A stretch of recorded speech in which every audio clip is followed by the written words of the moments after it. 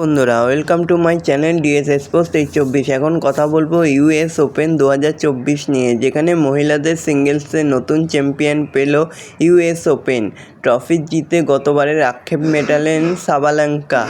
গত বছর ইউএস ওপেনের ফাইনালে উঠেও চ্যাম্পিয়ন হতে পারেননি সাবালেঙ্কা।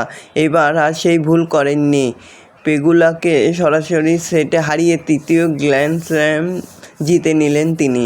তো বন্ধুরা, এরকমই সব খেলার খবর জানতে হলে আমার চ্যানেলটিকে অতি শীঘ্রই লাইক, কমেন্ট, সাবস্ক্রাইব করতে ভুলো না ও বন্ধুদের মধ্যে প্রচুর পরিমাণে শেয়ার করে দাও, যাতে আমার 4000 ঘন্টা ওয়াচ টাইম খুব শীঘ্রই পূর্ণ হয়ে যায়।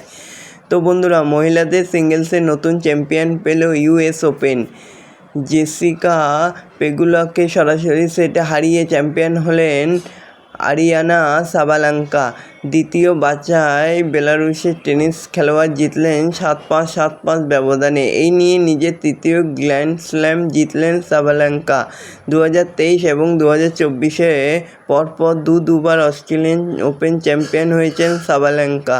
এবারে ইউএস ওপেন জিতলেন। ফাইনালে হাড্ডাহাড্ডি লড়াই হলেও পেগুলা জিততে পারলেন না। প্রথমবার কোনো গ্র্যান্ড স্ল্যামের ফাইনালে ওঠা আমেরিকান খেলোয়াড় হারলেন চাপ সামলাতে না পেরে। ম্যাচের শেষ দিকে সাবালেঙ্কা আগ্রাসী টেনিসের সামনে পেরে উঠলেন না। টানা 4 গেম হেরে ম্যাচ হাতছাড়া করলেন। পরপর 2টি গেমে সার্ভিস ধরে রাখতে পারেননি পেগুলা। তো বন্ধুরা, এরকমই সব খেলার খবর প্রতিদিন জানতে হলে আমার চ্যানেলটিকে অতি শীঘ্রই সাবস্ক্রাইব করতে ভুলো না ও বন্ধুদের মধ্যে প্রচুর পরিমাণে শেয়ার করে দাও, যাতে আমার 4000 ঘন্টা ওয়াচ টাইম খুব শীঘ্রই পূর্ণ হয়ে যায়। ধন্যবাদ সবাইকে।